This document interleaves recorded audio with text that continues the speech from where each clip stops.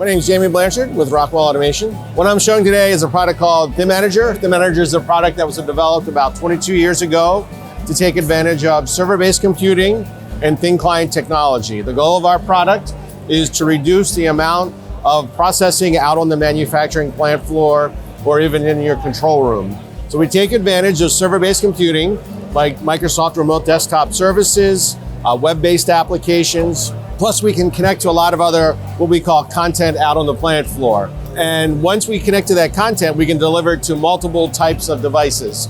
Most of those devices are thin clients that are very easy to manage, maintain, very secure from an IT perspective, and very reliable. We really reduce the total cost of ownership of deploying really any application out on the plant floor. Plus we get to add additional visibility for their operators to make better decisions.